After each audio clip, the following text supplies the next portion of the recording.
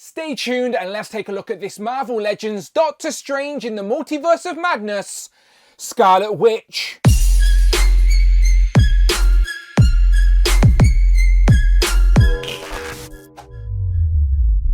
Pow and welcome back to the channel, Dan Who Reviews. As always, my name is Dan W. Make sure you are following me on Instagram at It's Dan Who. And remember now you can hit that join button and become a channel member as well. Either show some love or join the members club. Much appreciated. Today we are taking a look at the Marvel Legends Doctor Strange in the Multiverse of Madness, Scarlet Witch. Now we have of course had a WandaVision version of Scarlet Witch not too long ago, but this figure here is a representation of how she appears in the Doctor Strange sequel. This is after she was influenced by the Darkhold and she went down a dark path, if you will. I'm not too sure how the MCU are going to redeem her after some of the stuff she was up to in that movie. That's if she survived that temple collapsing on her, but I won't get into any spoilers today. But this is a new figure with some reuse, I'm sure, but we will do a full comparison in this video. So we have the digital render on the front of the box. We do get a picture of Elizabeth Olsen in the background as well, with the Doctor Strange logo and the Doctor Strange window up top.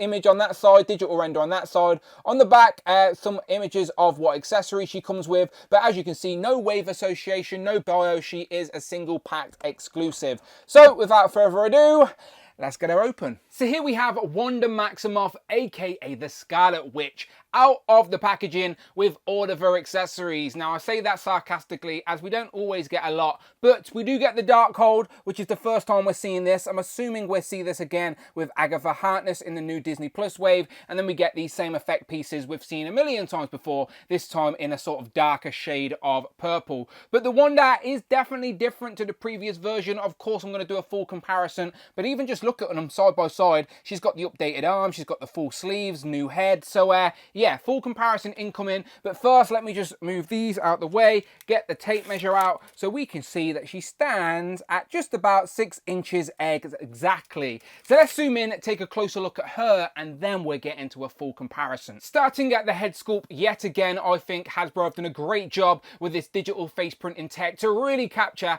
that actress's likeness. That absolutely looks like Elizabeth Olsen in action figure form. I do think it's the same head sculpt that was on the previous one. She's just got like a darker shade of makeup. She's still got the red tiara, but the hair sculpt is also different as she now has the long straight hair, and it's more ginger than red from the previous hair. But again, we'll look at that in a second. But absolutely, this looks like Elizabeth Olsen. From certain angles, it is spot on. It is crazy how good these look these days. So yeah, really happy with that. And as I said, her hair's got more of a ginger tint to it, but there is some different colors in there. So there's some wash in there for sure. You can see a little bit of a lighter tone on the inside too. So yeah, a few different colors in here to really make that sculpt pop, to give her that unique hairstyle. And that tiara is a sculpted piece that's on the top. So if we zoom out a little bit and see what we got going on. So I do think there's some reuse, as we know. That's undoubtedly down here with the redeco to make her a little bit darker, like she's a little bit more gritty and dirtier, which is intentional, of course, as she has been wrongly influenced by that evil Darkhold.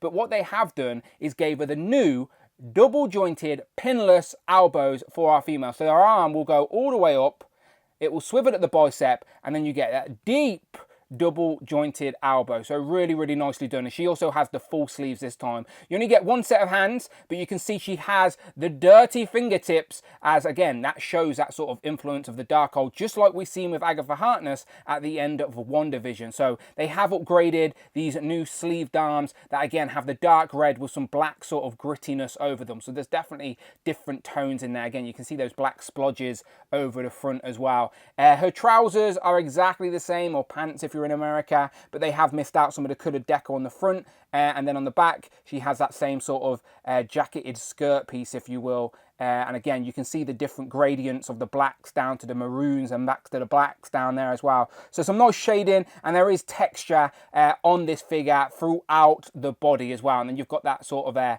neck piece up there, that sort of collar piece as well. So she has more of her chest covered up than the previous one. The previous one was more of a corset with like the long sleeves. But all in all here, this ultimately looks really good. It's a great representation of Scarlet Witch from the movie in her darker, sort of more evil form. Now we just need to decide, is she a villain or just a corrupted good guy? That is up for debate. So here we have both our recent Marvel Legends Scarlet Witches on the table, and like most people, when this new Multiverse of Madness version was revealed, I thought maybe it is a little bit too soon to get another Scarlet Witch, but it isn't until you put them on the table side by side you see how justified this new release is, because yes, the character designs are similar, but they are also very different representations of the character within the concepts of the MCU, and I actually think I'm leaning more towards this sort of darker, corrupted version from Multiverse of Madness. So let me zoom in and show you the head sculpts first and foremost, so you can see I actually think the likeness is better on this new head sculpt, especially with the dark sort of shadowy eyes as well. The makeup's a lot nicer compared to the sort of whimsical look of the previous one, and that hair is sort of windswept, where this new one's more sort of neutral, sitting over the shoulder, so I actually quite like it. And I also think the ginger is more accurate to the red hair on the previous one.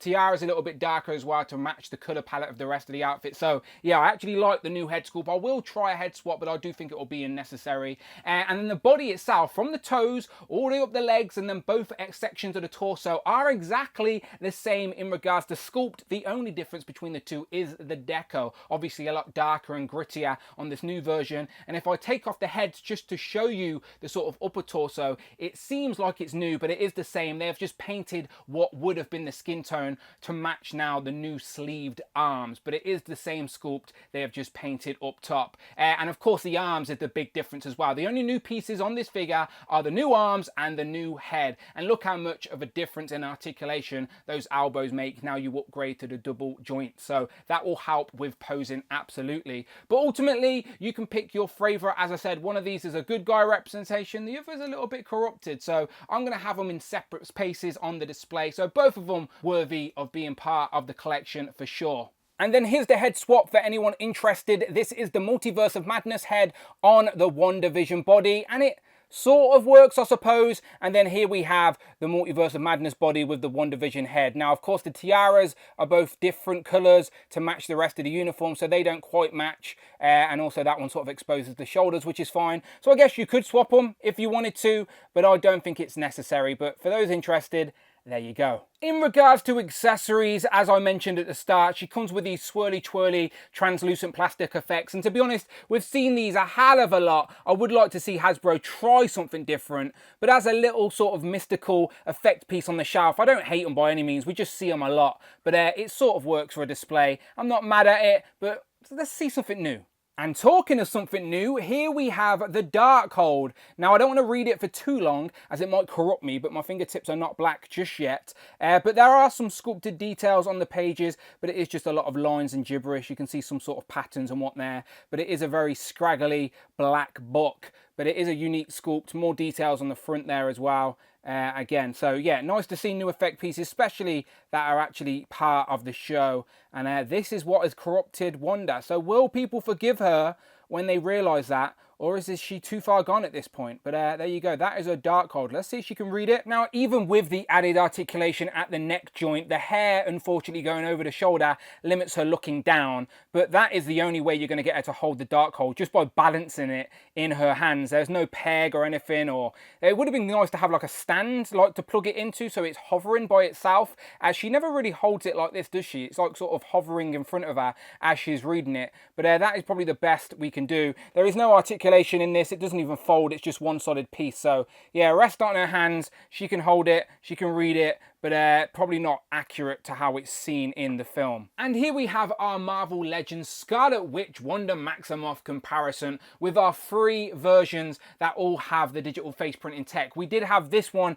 originally released in the Abomination Build-A-Figure wave, but it was re-released in a 2-pack with Vision, and this is the nicer version. So we have Infinity War, Multiverse of Madness, and WandaVision. I still think we're missing Age of Ultron version of Wanda Maximoff, as we do have the Quicksilver to pair up with that, and her look was a little bit different as she was wearing the skirt and stuff. So I still think I would like an Age of Ultron version of Wanda to pair up with Quicksilver for my display. But for now, this is a nice array, and I do think this Multiverse of Madness is probably the best one. Here we have 2 people that Wanda is very close to within the MCU, or at least she was, R.I.P. Peter. But there we have Quicksilver from Age of Ultron. Again, another reason why we need that version of Wanda. And then there we have one of the few versions of Vision we have. Of course, we have him in the sort of WandaVision white as well. But where was Vision during Multiverse of Madness? Where were you? Here we have two people that are definitely not a fan of Wanda. It is, of course, America Chavez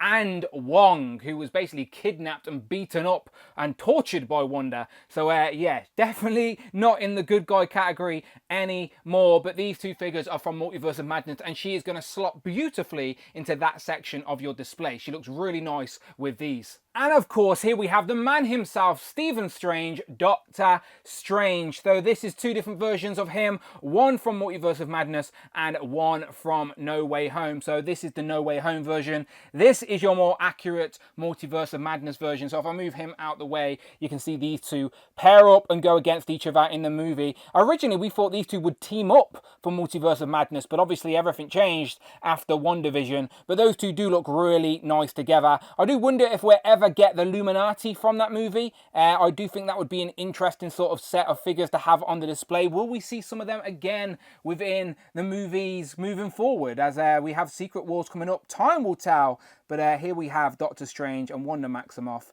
looking really nice together. Very happy I picked this version up. And just for one last MCU comparison, here we just have some other females from the recent phase of the MCU with the Disney Plus She-Hulk and Miss Marvel and Kate Bishop. For no reason that makes sense, here we have our MCU versus our comic version of the Scarlet Witch. And here we have Wanda compared to Frogman, Tigra and Jocasta, who is reading out comments from the last Marvel Legends review on the channel. So make sure you leave a comment below and she may pick you in the next video. Who have you picked today? Northern Nomad 5880 says, up, down, swivel, tilt, and spin a Rooney sucker. And last but certainly not least, here we have Captain Britain and Hal, Fire, Hank.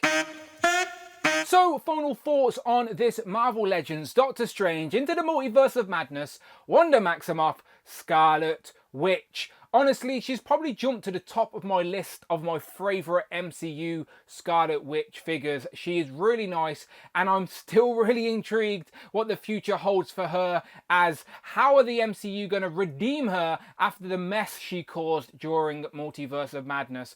Only time will tell if they ever decide to make movies again, but I do really like this figure, and I know I didn't go crazy into detail over articulation and whatnot, as it is the same as the previous figure, just with the updated arms and head and deco. So the legs are double jointed, still have the pins. Yes, it's hindered by that skirt piece, but get her on a flight stand and get her posed up and she looks really nice. That likeness is spot on. Wait until you get it in hand for yourself and you will see. Let me know what you think if you plan on getting this in the comments below.